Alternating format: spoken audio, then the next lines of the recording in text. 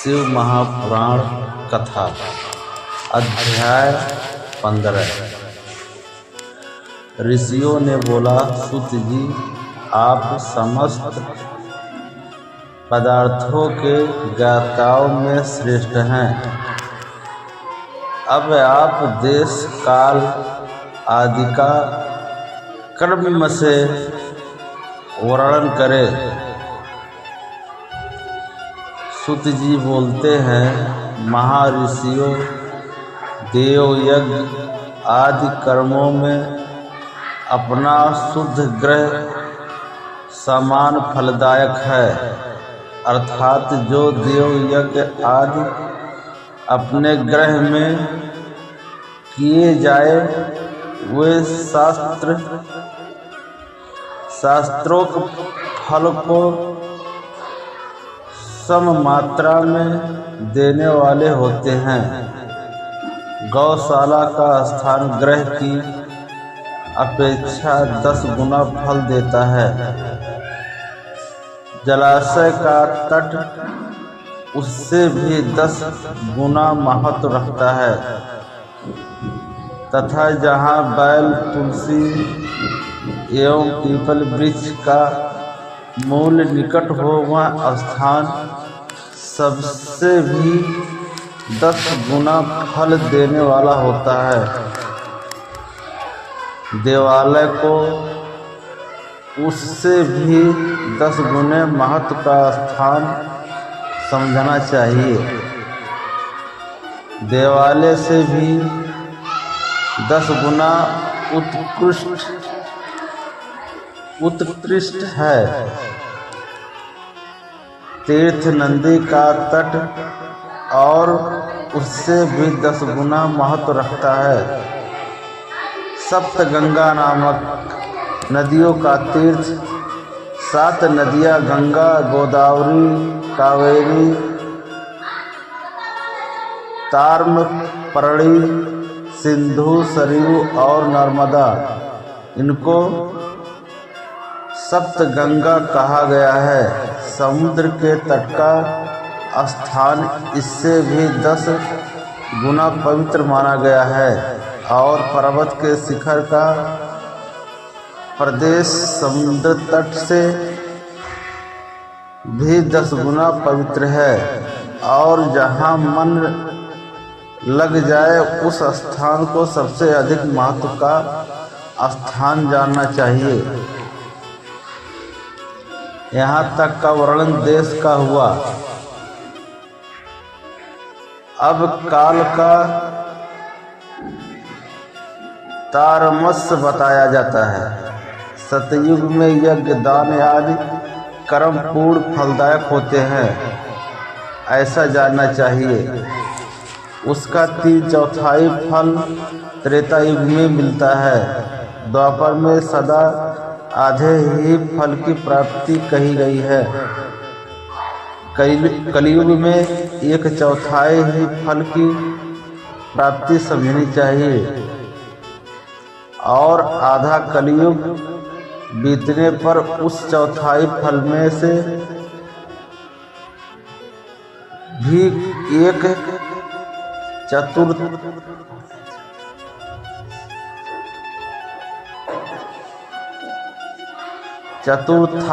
कम हो जाता है। शुद्ध अंतःकरण वाले पुरुष को शुद्ध एवं पवित्र दिन सम फल देने वाला होता है। विद्वान ब्राह्मणों एवं वह सत्कर्म जो पूर्वक शुद्ध दिन की अपेक्षा सूर्य संक्रांति के दिन किया हुआ 10 गुना फल देने वाला होता है, यह जानना चाहिए। उससे भी 10 गुना महत्व उस कर्म का है जो विषुव नामक ज्योतिष के अनुसार वह समय जबकि सूर्य विषुव रेखा पर पहुँचता है और दिन तथा रात दोनों बराबर होते हैं। वर्ष में 2 बार आता है, एक तो सौर चैत्र मास की, 9वीं तिथि या अंग्रेजी 21 मार्च को और दूसरा सौर अश्विन की 9वीं तिथि या अंग्रेजी में 22 सितंबर को योग में किया जाता है। कर्क की संक्रांति दक्षिणायन आरंभ के दिन किए हुए पूर्ण कर्म का महत्व विषुव से भी 10 गुना अधिक माना गया है। उससे भी 10 गुना मकर संक्रांति में और उससे भी 10 गुना चंद्र ग्रहण में किए हुए पूर्ण का महत्व है। सूर्य ग्रहण का समय सबसे उत्तम है। सूर्य ग्रहण में किए गए पूर्ण कर्म का फल चंद्र ग्रहण से भी अधिक और पूर्ण मात्रा में होता है। यह विज्ञ पुरुष जानते हैं।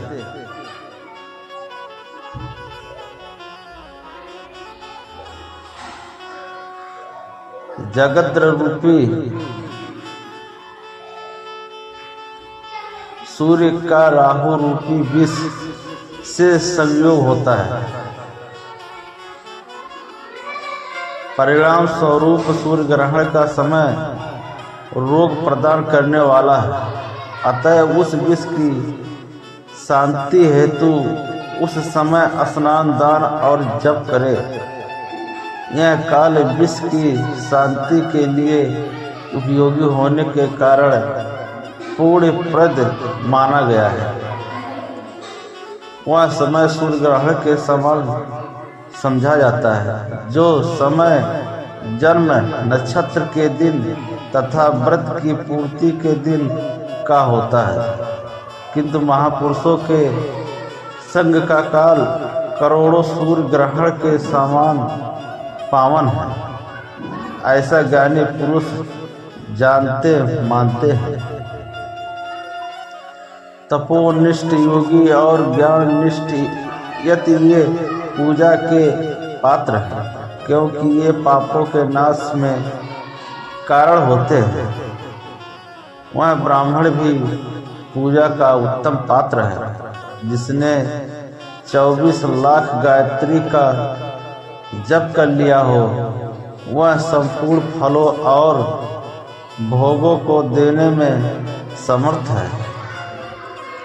जो नरक में गिरते पतन से त्राणकर्ता से बचता है, उसके लिए इसी गुण के कारण शास्त्र में पात्र शब्द का प्रयोग होता है। यह दाता का पातक से त्राण करने के कारण पात्र कहलाता है।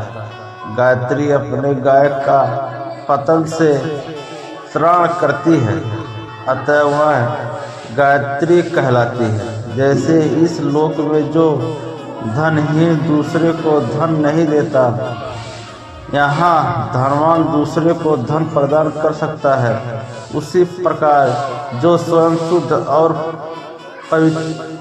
पवित्रात्मा है, वही दूसरे मनुष्यों का त्राण या उद्धार कर सकता है। जो गायत्री का जप करके शुद्ध हो गया है, वही शुद्ध ब्राह्मण कहलाता है। इसलिए दान, जप, होम और पूजा सभी कर्मों के लिए वही शुद्ध पात्र है। ऐसा ब्राह्मण ही दान तथा रक्षा करने की पात्र रखता है। स्त्री हो, स्त्री हो या पुरुष, जो भी भूखा हो वही अन्नदान का पात्र है। जिसको जिस वस्तु की इच्छा हो, उसे वह वस्तु बिना मांगे ही दे दी जाए, तो दाता को उस दान का पूरा पूरा फल प्राप्त होता है। ऐसी महर्षियों की मान्यता है। वह दान आधा ही फल देने वाला बताया गया है, जो सवाल या याचना करने के बाद दिया गया है। अपने सेवक को दिया हुआ दान 1/4 फलदायक होता है।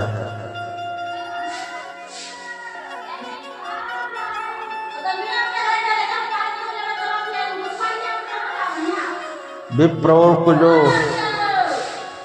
विप्र वरो जो जाति मात्र से ब्राह्मण है और दीनतापूर्ण वृत्ति से जीवन बिताता है, उसे दिया हुआ धन का दान दाता को इस भूतल पर 10 वर्षों तक भोग प्रदान करने वाला होता है। वहीं दान यदि वेद वेदता ब्राह्मण को दिया जाए तो वह स्वर्ग लोक में देवताओं के वश से 10 वर्षों तक दिव्य भोगप्रद होता है।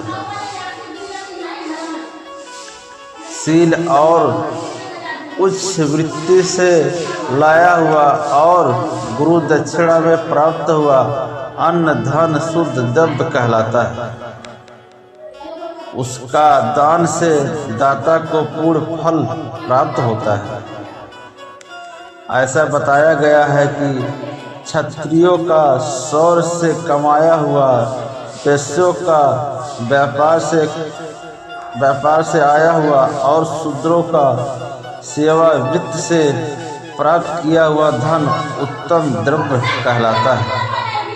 धर्म की इच्छा रखने वाली स्त्रियों को जो धन पिता एवं पति से मिला हुआ हो, उनके लिए वह उत्तम द्रव्य है।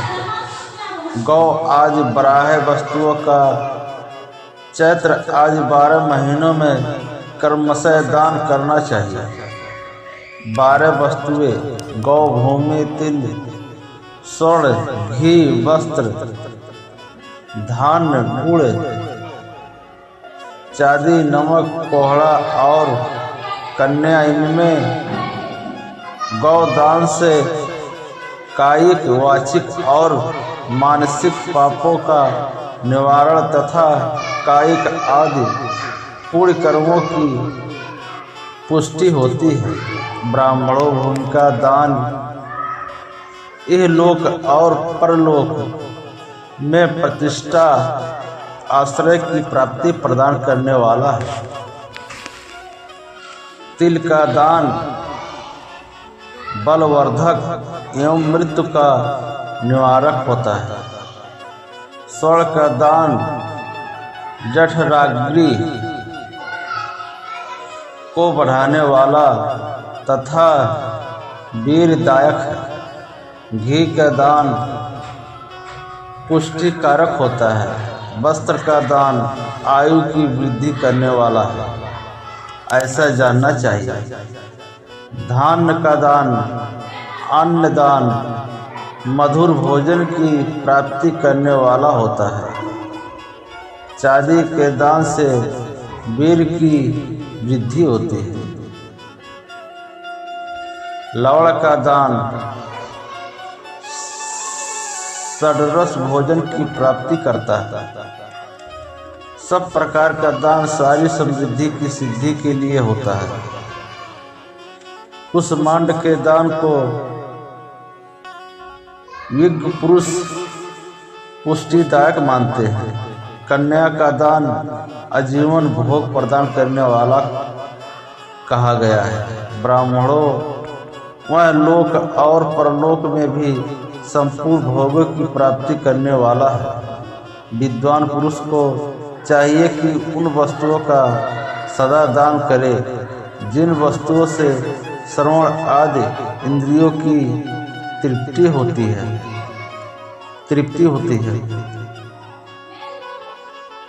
स्रोत आदि 10 इंद्रियों के जो शब्द आदि 10 विषय है, उनका दान किया जाए तो वे भोगों को प्राप्त करते हैं। एवं दिशा आदि इंद्रिय देवताओं को संतुष्ट करते हैं। वेद और शास्त्र को गुरुमुख से ग्रहण करके गुरु के उपदेश से अथवा स्वयं ही बोध प्राप्त करने के पश्चात जो बुद्धि का यह निश्चय होता है कि कर्मों का फल अवश्य मिलता है, इसी को उच्च कोटि की आस्तिकता कहते हैं। वह कनिष्ठ श्रेणी की आस्तिकता वह है जो भाई बंधु अथवा राजा के भय से भी आस्तिका बुद्धि या श्रद्धा होती है।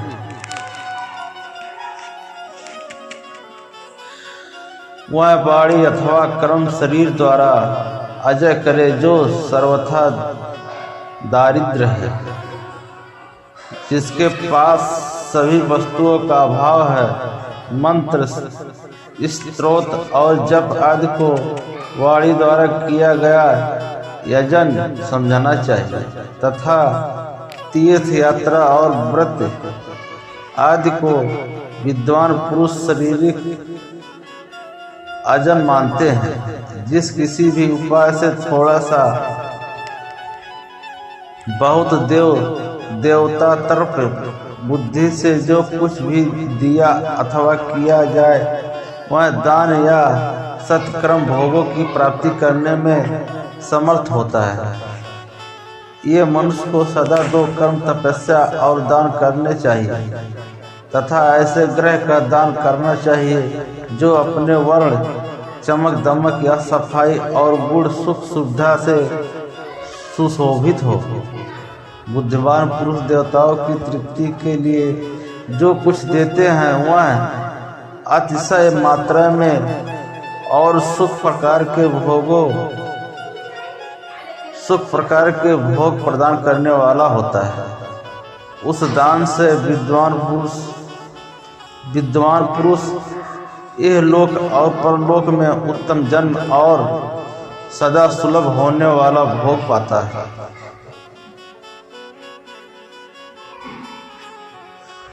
मनुष्य मोक्ष फल का भागी होता है। अगर ईश्वर प्रण बुद्धि से यज्ञ दान आदि कर्म करे तो। जय भोले।